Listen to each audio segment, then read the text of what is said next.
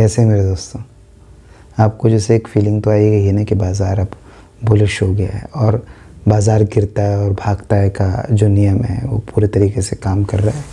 और जिन लोगों ने नीचे के लेवल पर ख़रीदारी करी थी, ऑप्शन में करी थी या कहीं पर भी स्टॉक के अंदर भी करी थी, तो स्टॉक ने भी बहुत अच्छे रन लिए हैं अगर उन्होंने ढंग के स्टॉक ख़रीदे थे। तो बाज़ार ने अपने नियम पे काम किया है। कुछ ब्रेकिंग भी हैं कि बाज़ार की इस बुल रन के पीछे जो है वो बिग रॉक के साथ में रिलायंस की जो डील हुई है, तो रिलायंस ने वो शुरुआत में वो मज़ा दिलाया था आपको, तो उसका इम्पैक्ट है after confirmation of this deal बाज़ार ने जो है एक रैली की है। लेकिन हम लोगों को क्या चीज़ों की होशियारी और समझदारी रखनी है वो मैं आपको बताने के लिए ये वीडियो बनाया हूँ। लेकिन ये डिस्क्लेमर लगा के कि एक तो मैं कोई financial adviser, tip adviser, service provider नहीं हूँ और मैं कभी भविष्य में कोई टेलीग्राम का चैनल नहीं बनाऊँगा और ना ही ये यूट्यूब के ऊपर मैं सब्सक्रिप्शन मोड एक्टिवेट करूँगा। खैर, तो अब बात करते हैं। बाज़ार तो बुलिश हो गया है। जिन लोगों ने स्टॉक उठाए थे, मैंने भी शुक्रवार के दिन जब पीआई इंडस्ट्री का स्टॉक 5% की गैप डाउन के साथ खुला था तो मैंने उठाया था और मुझे पूरी उम्मीद है कि वो सोमवार के दिन भी बुलिश रहेगा। ये वीडियो रिकॉर्ड हो रहा है संडे की रात को, तो अभी बाज़ार खुला नहीं है सोमवार का। और जो भी ये सब मैं बात कर रहा हूँ, मैं इस हिसाब से बात कर रहा हूँ कि भैया बाज़ार जो है वो बुलिश रहेगा सोमवार को। हो सकता है कि मेरी ये ऑब्ज़र्वेशन जो है एकदम झूठी साबित हो जाए और बाज़ार गिर जाए। तो अगर बाज़ार गिर जाता है सोमवार वाले दिन तो फिर मैं उस हिसाब से ट्रेड करूँगा, क्योंकि मैं तो कोई इंट्राडे लॉन्ग टर्म इन्वेस्टमेंट के पक्ष में रहता नहीं हूँ। और मैं आपको बताता हूँ, मैं ये सपोर्ट रेजिस्टेंस भी मानता नहीं हूँ। अभी जैसे मानने वालों ने तो अभी जहाँ से बाज़ार ने रिवर्सल लिया उसे सपोर्ट मान लिया, मैं उसे सपोर्ट भी नहीं मानता। बाज़ार सारी सपोर्ट तोड़ता है, बाज़ार सारे रेजिस्टेंस उड़ाता है। तो बाज़ार बुलिश है और मेरे हिसाब से सोमवार को जो है एक भयंकर रैली बाज़ार देगा, ये बात पक्की है। अब मुद्दा ये आता है, मैंने भी पीआई इंडस्ट्री का जो स्टॉक उठाया है वो उसके अंदर मुझे पता है कि जो मेरा टारगेट है, छोटे छोटे टारगेट लेके और छोटे छोटे स्टॉप लॉस लेके मैं एग्ज़िट करता हूँ। तो वो ऑलरेडी 2-3% के तो प्रॉफिट में आ ही गया था बाज़ार के अंदर में, और अब वो गिरेगा नहीं। सेम ऐसे ही जो है अगर चार्ट पैटर्न पे उसको आप ही समझिए, चार्ट पैटर्न पे मैं तो ये समझता हूँ कि बाइंग और सेलिंग प्रेशर जो है वो उसके अंदर आया था ऑलमोस्ट। जो है ब्रिटानिया ने भी वैसा ही कुछ किया था, लेकिन मुझे ब्रिटानिया से ज़्यादा पीआई इंडस्ट्री के ऊपर में ट्रस्ट हुआ क्या कि इनका एक जगह पर रेजिस्टेंस थी, तो क्योंकि बहुत सारे लोगों ने ये आइडिया बेच रखा है तो ऑब्वियसली कि बहुत सारी जगह पर ये चीज़ काम तो करती है, तो वहाँ पर वो स्टॉक शॉर्ट हुआ। लेकिन उसके अंदर बाइंग प्रेशर इतना ज़्यादा था कि वो आइडिया जो है वो काम नहीं करेगा। भले ही शॉर्ट हुआ तो नीचे आया स्टॉक, लेकिन वो वापस आके अपनी रेजिस्टेंस को तोड़ देगा। इसलिए मैं रेजिस्टेंस सपोर्ट को जो है इतना ज़्यादा बिलीव नहीं करता। बाइंग प्रेशर, सेलिंग प्रेशर के ऊपर मेरा पूरा विश्वास रहता है। बुलिश रैली है और मजबूत रैली है। अब इस बीच में ये वीडियो बनाने का जो मेरा मकसद है वो एकदम मैं आपको साफ कर देना चाहता हूँ। मैं बहुत लोगों को इधर उधर फॉलो करता हूँ, सुनता रहता हूँ, क्योंकि देखिए मेरा मानना ये है कि ज्ञान वो तो एक ऐसी चीज़ है कि वो कहीं से भी मिले और कितना भी मिले उसे ले लो। हालांकि मैंने ये नियम बना रखा है कि मैं बाज़ार समझूंगा टर्मिनल पे ही। दुनिया आके मुझे कुछ भी बताती रहे और मेरे पास कितने भी विश्वस्त सूत्रों से ख़बरें आती रहें, लेकिन मैं उनको किसी को भी सिरे से नकार देता हूँ। जैसे बिग रॉक की डील थी तो मुझे काफ़ी टाइम से पहले पता था कि ऐसा कुछ हो गया है, और लेकिन उसके बाद रिलायंस ने तो परफॉर्म ही नहीं किया था, वो तो नीचे आ गया था, 1160 तक आ गया था। लेकिन अब बाज़ार ने बताया कि उसके अंदर रैली आई है, तो मैं अब ये मान रहा हूँ कि शायद कुछ डील के अंदर में बात पक्की हुई होगी। अब ऐसे ही एक ये कंट्रोवर्शियल थ्योरी है और जियो पॉलिटिक्स एक्सपर्ट जो है इसको जो है दबे दबे शब्दों में, छुपे छुपे शब्दों में बोल रहे हैं, क्योंकि उनको भी पता है कि अगर वो खुले शब्दों में बोलेंगे तो उनके ऊपर कार्रवाई हो सकती है, उनकी ऐसी की तैसी हो सकती है, उनके चैनल बंद हो सकते हैं, उनकी रीच जा सकती है, तो खुले शब्दों में वो बोलते नहीं हैं। और ऐसा ये जो कंट्रोवर्शियल थ्योरी और ये जो जियोपॉलिटिक्स के बारे में जो कंट्रोवर्शियल थ्योरीज जो बाज़ार के अंदर आती है ना, ये ऐसा ही है कि एक चातक है और वो अपनी चोंच खोल के बैठा है और ऊपर बादल है, पानी बरसेगा, एक बूंद टपकेगी तो वो अपनी प्यास बुझाएगा। अब ये पता नहीं है कि बादल में पानी कितना है, वो महसूस हो रहा है, और ये भी पता नहीं है कि एक हवा का झोंका उस बादल को इसकी चोंच से कितना दूर जाके पटक देगा और उसको फिर अगले बादल का इंतज़ार करना पड़ेगा। तो जो भी कंट्रोवर्शियल ये थ्योरी जियोपॉलिटिक्स के एक्सपर्ट आपको बताते हैं, इनका इम्पैक्ट बाज़ार पर आता ही है, लेकिन ये जो होते हैं ना, ये जियोपॉलिटिक्स जो घटनाएं होती हैं ना, ये 5 डे टेस्ट मैच की तरह होती हैं। तो ऐसा नहीं है कि आज कोई बात हुई है तो इसका असर, मान लीजिए आपके ओपनिंग के दोनों बैट्समैन आउट हो गए तो इसका मतलब अब ये टेस्ट मैच आप हारने ही वाले हैं। बहुत सारी चीज़ें होंगी कि आपको पता चले कि पिच ही ऐसी है कि उसके ऊपर में बॉलिंग को प्रेफर कर रही है, तो या फिर बात की कोई 2 जोड़ी वो भयंकर टिक गई है और आउट ही नहीं हो रही है। तो ये सब धीरे धीरे धीरे धीरे घटनाएं आगे बढ़ती हैं, चलती हैं, अपने अंजाम तक पहुंचती हैं। कितनी बार तो ऐसा होता है कि घटनाएं शुरू होती हैं और वहीं ये बबल होता है ना, गुब्बारा, वो बबल की तरह से वो फूट जाती हैं। तो अब जो ये घटना है जिसके बारे में जो है मास्टर साहब, जियोपॉलिटिक्स मास्टर साहब दबे शब्दों में बोल रहे हैं, वो घटना कुछ इस तरीके से है कि देखिए, इसके पीछे तर्क तो है, वैसे स्ट्रॉन्ग तर्क है कि वो कहते हैं कि FII लगातार भारतीय बाज़ारों में सेलिंग कर रहे हैं, है ना, और ये काफ़ी वक्त से कर रहे हैं। ये अभी नहीं, बीच के अंदर इलेक्शन के टाइम पे थोड़ा सा टाइम के लिए ये लोग अपना नोट चेंज करके पलटी खा गए थे, लेकिन उसके बाद से फिर ये लगातार जो है सेलिंग कर रहे हैं। और बाज़ार के अंदर हो सकता है कि ये थोड़ा सा मतलब हरियाली दिखा के और ये अपने नोट पर बने रहें। और बहुत लोगों को ये दिमाग के अंदर डाउट रहता है कि ये FII भारतीय बाज़ारों से, जबकि यहाँ की इकोनॉमी में कुछ बुरा नहीं है, यहाँ पर कोई दिक्कत नहीं है, यहाँ सब कुछ अच्छा चल रहा है, गवर्नमेंट भी स्टेबल है, और गवर्नमेंट क्या कहते हैं वो डेवलपमेंट के मुद्दे को लेकर वो प्रायोरिटी देती है, और अपने प्रधानमंत्री भी विदेश देश घूमते रहते हैं, लोगों से मिलते रहते हैं, अपनी बात बताते रहते हैं। तो एक आम जनमानस को ऐसा क्या नहीं पता है जो उन FII को पता है जो भारतीय बाज़ारों से पैसा निकाल रहे हैं? तो सवाल पैदा होता है ये, और उसके बाद बनता है वो हवा में बादल हवा में बनता है, घूमता है, फिर थ्योरी घड़ी जाती है। सबका अपनी बुद्धि है, अपना ब्रेन है, अपना दिमाग है, उस हिसाब से वो ये पता लगाने की कोशिश करते हैं कि ये FII की सेलिंग दरअसल है क्या। जैसे बाज़ार में जो बुल रन आया तो लोग खोजने लगे कि ये एक्चुअली रिलायंस के साथ हुआ क्या है, तो उनको फिर बाद में पता चला कि ऐसा कुछ हुआ है। तो ये न्यूज़ जब हमारे तक पहुंचती है तब तक वो घटना घट जाती है। जैसे 1160 से 1250 का रिलायंस का मूव आ गया, फिर घटना जो है बाज़ार के अंदर आ गई। कुछ लोगों के पास थोड़ा और पहले आ गई होगी, लेकिन विश्वास तो टर्मिनल पे मूवमेंट के, अच्छे खासे मूवमेंट के बाद ही आया।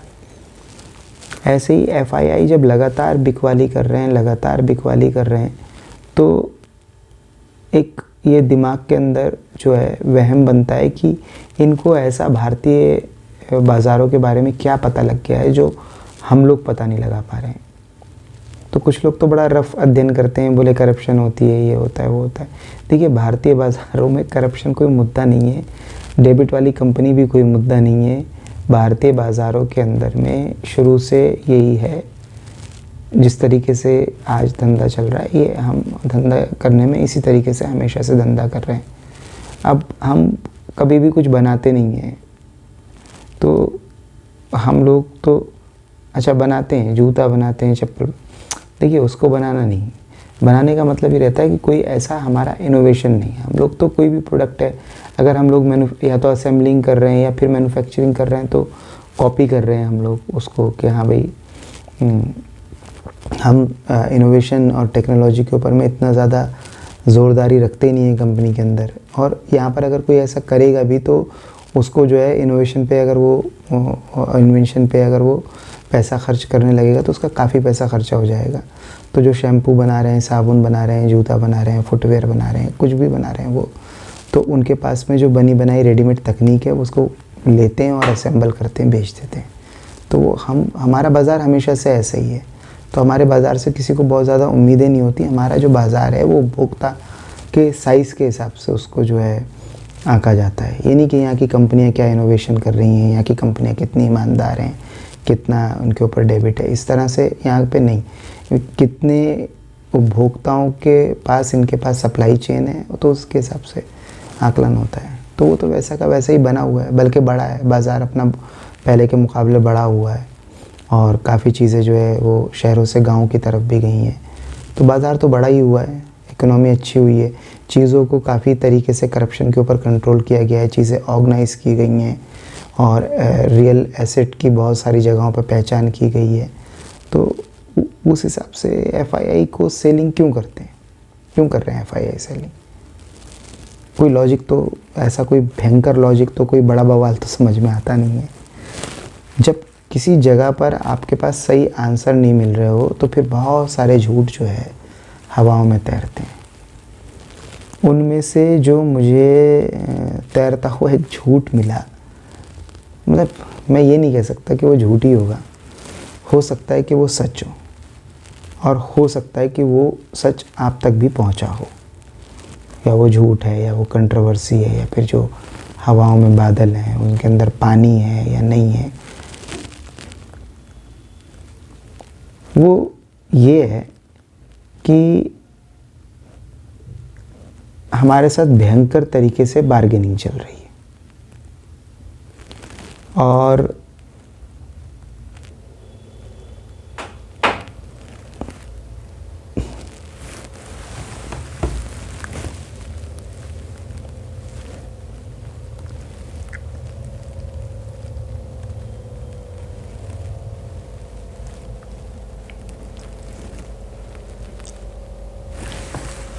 हमारे देश को जो है एक टूल बनाने की कोशिश की जा रही है।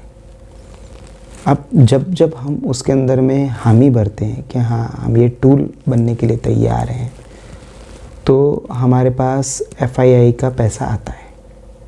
और जब हम लोग उससे इनकार करते हैं तो हमारे पास से पैसा विड्रॉल होता है नहीं। इस तरीके से तो कन्फ्यूज़न बढ़ जाएगी। देखिए होता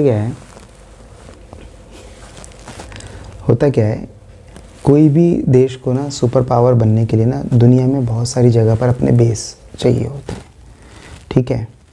तो अगर किसी देश के बेस मतलब ज़्यादा देश उसके साथ में हैं और वहाँ पर उसके समझबूझ सूझबूझ है तो वो ऑब्वियसली दुनिया को कंट्रोल करने के लिए ज़्यादा सक्षम होता है। अब जैसे चाइना का उभार हो रहा है, चाइना की इकोनॉमी बढ़ रही है, तो उसके आप देखेंगे तो बेस भी बढ़ रहे हैं, जगह जगह पर उसका विस्तार हो रहा है। विस्तारवादी नीति उसकी काम कर रही है और कारगर साबित हो रही है। तो चाइना का उभार का मतलब ही ये जो जियोपॉलिटिक्स एक्सपर्ट हैं वो अमेरिका का डिक्लाइन मान लेते हैं, क्योंकि उनका कहना ये है कि एक म्यान में दो तलवारें नहीं रह सकती। जबकि इतिहास ऐसा नहीं कहता। एक म्यान के अंदर दो तलवारें क्या 10 तलवारें भी रह सकती हैं आपसी समझौतों के साथ। पहले भी बड़े बड़े राज सत्ताएँ एक साथ उन्होंने दुनिया के अलग अलग हिस्सों पर राज किया है, तो रह सकती हैं। लेकिन फिर भी उनका ये मानना है कि एक म्यान में दो तलवारें नहीं रह सकती। तो चाइना का उभार का मतलब ही अमेरिकन डिक्लाइन है। और अमेरिका के बेस जो हैं, जो दुनिया के अंदर जगह जगह उसने बनाए थे, वो अब कमज़ोर हो रहे हैं और कई जगह से तो साफ़ हो रहे हैं, ख़त्म हो रहे हैं और उसकी इकनॉमी जो है डिक्लाइन के ऊपर है। तो वो एक उसको बेस चाहिए। जैसे कि इज़राइल एक बेस था, ऐसे ही एक बेस चाहिए। अब वो बेस की शर्त, बेस जो होता है तो उसको एक एनिमी भी चाहिए, एक एनिमी चाहिए, एक कंट्रोवर्शियल लोकेशन चाहिए, लेकिन बेस तो चाहिए वो चाइना की इकोनॉमी को कंट्रोल करने के लिए। लेकिन अगर ऐसे ही हम लोग उसको एक्सेप्ट कर लेते हैं बात को, तो फिर बड़ी दिक्कत हो जाएगी, क्योंकि हमारे लोग सवाल पूछेंगे कि भाई हम ऐसे क्यों कॉलोनी बन रहे हैं किसी की, हमें क्या ज़रूरत है बिना बात के। तो हम लोगों के लिए पीओके में पाकिस्तान में फ़िलिस्तीन और पीओके में गाज़ा पट्टी शायद बनाने की योजना है, लेकिन हम लोगों का मेन फोकस जो रहेगा वो हम लोग चाइना से अक्साई चीन लें या फिर दूसरा जो उसका हिस्सा है वो हम लोग लें। अब ये जो धुआं है इसके अंदर कोई सच है भी अगर, और इंडिया के अंदर में हम लोग इस दिशा की तरफ कदम बढ़ा रहे हैं, तो इसकी सत्यता की पुष्टि किसी के पास भी नहीं है। कोई भी आदमी ये बात के करने से पहले एक तो दबे शब्दों में बोल रहा है, खुल के नहीं बोल पा रहा, मतलब मैं भी खुल के नहीं बोलना चाहता, और दूसरा ये कि वो जो बोल रहा है ना तो उसके पास सोर्स कुछ भी नहीं है।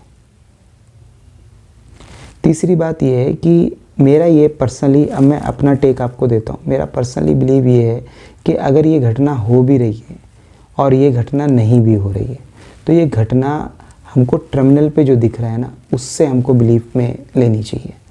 अगर हम लोग ट्रेडर बनना चाहते हैं, हम लोग बाज़ार से पैसा बनाना चाहते हैं, तो घटना न्यूज़ सुन के उसके इन्फ्लुएंस में आ जाना, और वो भी एक ऐसी न्यूज़ जिसका ना कोई सोर्स है, ना कोई आता है, ना किसी का पता है, ना कोई उसको जानता, ना कोई समझता, ना उसको कोई वेरीफाई कर देता, बस इधर उधर कुछ लोग निकलते हैं, अपनी ऑब्जर्वेशन बनाते हैं, आपको बताते हैं, एक कंट्रोवर्सी थ्योरी बनाते हैं, उनको कुछ लाइक मिल जाते हैं, कुछ व्यू मिल जाते हैं। कई तो जियो एक्सपर्ट ऐसे उनको तो लाइक और व्यू भी नहीं मिलते, लेकिन फिर भी वो आपको जो है गुमराह कर देते हैं और आप बाज़ार में उस तरीके से इन्फ्लुएंस्ड होकर ट्रेड करते हैं। ये एक्चुअली वैसे ही लोगों की एक फ़ौज है, जैसी फ़ौज जो है क्या कहते हैं मीडिया आपको गुमराह करती है, आपका ध्यान भटकाती है, जैसे टीवी आपका ध्यान भटकाता है, गुमराह करता है, तो ये लोग भी उसी कैटेगरी के लोग हैं। बाज़ार को समझना है हमको टर्मिनल के ऊपर में, और नियम फॉलो करना है कि छोटा लॉस और बड़ा प्रॉफिट हमको रखना है। इसके अलावा जितने भी आइडिया बाज़ार आपके आसपास आ रहे हैं, ये सब जो है ना एक समझ लो आप माफिया हैं, अलग अलग माफिया हैं। कुछ जियोपॉलिटिक्स माफिया हैं, वो आपको अलग अलग तरीके से कंट्रोवर्सी आपके दिमाग में पैदा करते हैं, इन्फ्लुएंस पैदा करते हैं। कुछ टीवी माफिया हैं, आपका ध्यान भटकाते हैं। कुछ जो है चार्ट माफिया हैं, वो आपका ध्यान भटकाते हैं। क्योंकि देखिए चार्ट माफिया मैं इसलिए बोल रहा हूँ, और ये ट्रेडिंग एक्सपर्ट और इनकी बात मैं इसलिए कर रहा हूँ कि अगर किसी के पास में भी ये आइडिया है ना कि वो एक 60 पॉइंट की या 70 पॉइंट की, मैं तो खुद कुछ रील्स देखी हैं ऐसी जिसके अंदर यूं करके एक ग्रीन कैंडल बन जाती है 70 पॉइंट की, और कहता है ये हमने बनने से पहले पकड़ ली थी और हमारी एक्यूरेसी ये और हमारी एक्यूरेसी वो। कई बार मैं रील्स ऐसी देखता हूँ कि ये हैं सेबी के रजिस्टर्ड फाइनेंशियल एडवाइज़र। देखिए मेन चक्कर क्या होता है कि अगर कोई आदमी सिर्फ 70 पॉइंट की डंडी पकड़ लेता है ना, और वो 100% पकड़ लेता है, वो इस आदमी को ना दुनिया का सबसे बड़ा ट्रेडर बनने से कोई नहीं रोक सकता। तो इसको जो है ना ये ग्रुपिंग करने की ज़रूरत ही नहीं है। ये बहुत मज़े से जो है 70 पॉइंट की डंडी पकड़ पकड़ के जहाँ अपना घर भी चला सकता है, और दुनिया पे मतलब जहाँ हेलीकॉप्टर ख़रीद के।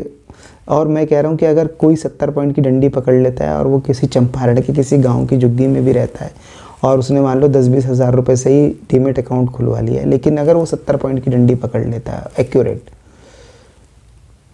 और वो एक्यूरेसी का दावा कर रहा है, तो वो 20 के 40, वो तो ऑप्शन में कॉल पुट लेकर ही 20 के 40, 40 के 60, 60 के 80, 80 के 120, 120 के 240, 240 के 480, पता नहीं कहाँ की यात्रा हो जाएगी। तो बाज़ार के अंदर इस तरीके से रिटर्न्स आते नहीं हैं, और किसी को भी नहीं आते। ऑब्ज़र्वेशन की कहानी ऐसी है कि ऑब्ज़र्वेशन जो है आपकी 100 में से 70% भी सही रह सकती है। आप लॉस में आ जाते हो क्योंकि आप बड़े लॉस ले लेते हो, और आप प्रॉफिट के अंदर में आप घबराहट करते हो, जबकि आपको नियम ये फॉलो करना चाहिए कि लॉस आपको छोटे लेने चाहिए और प्रॉफिट के अंदर में आपको स्टॉप लॉस ट्रेल करना चाहिए। बाकी ये है कि ऑब्जर्वेशन तो एक्यूरेट आपकी भी कई बार निकलती है, उनकी भी कई बार निकलती है, इनकी भी कई बार निकलती है। कुछ घटनाएं जियोपॉलिटिक्स एक्सपर्ट जो बोलते हैं, इसलिए एक्सपर्ट को कभी भी हम लोग डिक्लाइन या मना करके नहीं चलते हैं। तो जो ट्रेडिंग एक्सपर्ट बोल रहे हैं उनसे भी हम लोग ज्ञान लेते हैं, सीखते हैं। तो हमें बाइंग प्रेशर भी अगर समझ में आया है या फिर हम लोग को चार्ट देखना भी समझ में आया है या कैंडल के पैरामीटर, तो इन लोगों का बड़ा योगदान है। तो इनका इतना ही योगदान है बस। लेकिन ये बाज़ार के अंदर में आपको कोई आपको करोड़पति बना देंगे तो ऐसा कुछ है नहीं। ऐसे ही जियोपॉलिटिक्स का एक्सपर्ट है कि दुनिया के अंदर क्या हो रहा है, हम थोड़े से अवेयर रहते हैं, हमको थोड़ी सी इन्फॉर्मेशन रहती है, तो अच्छा रहता है हमारे लिए। इन्वेस्टमेंट की कहाँ कहाँ अपॉर्चुनिटी खुल रही है हमको पता लगता है, कहाँ कहाँ पर थोड़ी सी जो है कंट्रोवर्सी रहेगी, दुनिया की तनाव रहेगा, तो वो जगहें हमको आइडेंटिफाई होती हैं। लेकिन अंतोगता क्या क्या कहते हैं उसको,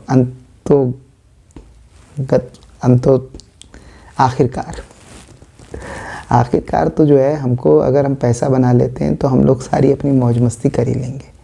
और पैसा बनाने का नियम ये है कि बाज़ार को टर्मिनल पे समझें, मन को शांत रखें, पैनिक नहीं लें, सब सुने, सबकी सीखने के लिए, ज्ञान बढ़ाने के लिए। सुनने में कोई बुराई नहीं है, सबकी सुने, लेकिन करें वो जो टर्मिनल बोल रहा है। छोटे लॉस लें, बड़े प्रॉफिट लें, रेजिस्टेंस, सपोर्ट, कैंडल लाइट, ये वो फलाना क्या कैंडल लाइट नहीं, कैंडल पैटर्न, वो सब मत उस पर ध्यान दीजिए वो सब। और ये influence geopolitics expert, TV expert, SEBI registered, non registered, ये सब चीज़ें, ये हम ज्ञान को तो अर्जित करते रहेंगे, लेकिन करेंगे वो जो टर्मिनल के ऊपर में हमारे समझ में आएगा। और उसके अंदर नियम फॉलो करेंगे कि छोटे लॉस और बड़े प्रॉफिट अगर हम लोग लेते हैं, 1:3 से ऊपर का रेशो लेते हैं, तो हम लोग प्रॉफिट के अंदर आ जाएंगे। इन सब बातें, और इन सब बातों से मैं आपको बार बार इसलिए याद दहानी कराता हूँ ताकि आप लोग और हम लोग प्रॉफिट बनाएं, एक दूसरे के आशीर्वाद से आगे बढ़ें। आपको भी कोई सजेशन, कोई पैटर्न, कोई फिलॉसफी, कोई फार्मूला समझ में आता है, आप कमेंट में लिख दिया कीजिए, मैं पढ़ लूँगा। लेकिन मैं करूँगा वही जो मुझे टर्मिनल पे नज़र आएगा, एकांत शांत वातावरण, अकेला। और दूसरी बात ये कि क्योंकि मैं टेक्निकल एक्सपर्ट और फाइनेंशियल एडवाइज़र और सेबी रजिस्टर्ड नहीं हूँ, तो इसलिए जो ये PI इंडस्ट्री का जो स्टॉक जो मैंने जो है 2-3 दिन के लिए होल्ड किया है, ये मेरी रिकमेंडेशन नहीं है आपको। और ये मैंने सिर्फ आपको ऐसे ही बताया है कि मैंने लिया है, तो मैंने लिया है, खाली अपने लिए लिया है। अगर आपको इसको लेके लॉस हो जाता है तो ये आपका लॉस होगा। मैं तो कहाँ पलटी मार के निकल जाऊँगा पता नहीं, क्योंकि वीडियो भी ये आफ्टर मार्केट अपलोड होगा। तो सोमवार को 3-4 बजे के बाद जब बाज़ार बंद हो जाएगा तब मैं अपलोड करूँगा।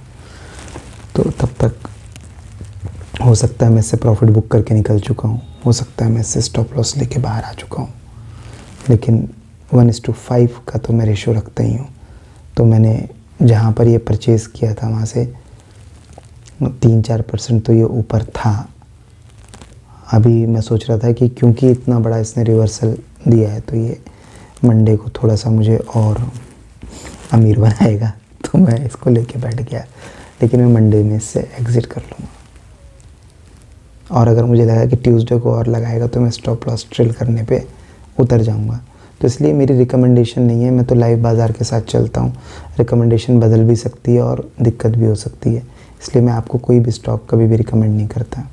अभी जैसे मैंने मोटा भाई की ब्लैक रॉक की वो करी है, तो मैं ये नहीं कह रहा कि आप ब्लैक रॉक के शेयर ख़रीद लो या आप रिलायंस के अंदर इन्वेस्टेड हो जाओ। मैं कोई ऐसी रिकमेंडेशन नहीं दे रहा। जो भी घटनाएं हो रही हैं, हम जितना अवेयर रहते हैं उतना हम लोगों को टर्मिनल पे बाज़ार को समझने में आसानी रहती है। जो चीज़ की पुष्टि टर्मिनल कर देता है उसको हम मान लेते हैं, जिसकी पुष्टि नहीं करता हम कहते हैं बेकार खबर।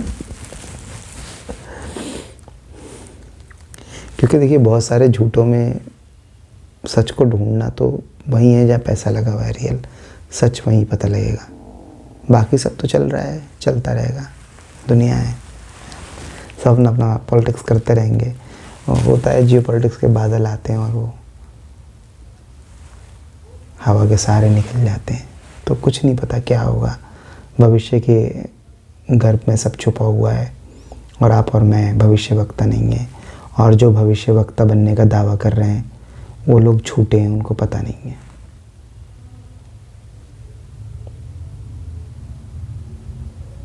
जब उनका झूठ निकल जाता है तो वो चुप हो जाते हैं, जब उनका सच निकल जाता है तो वो अपनी पुरानी बातों को आपको दोहरा के देखा देखा देखा मैंने कहा था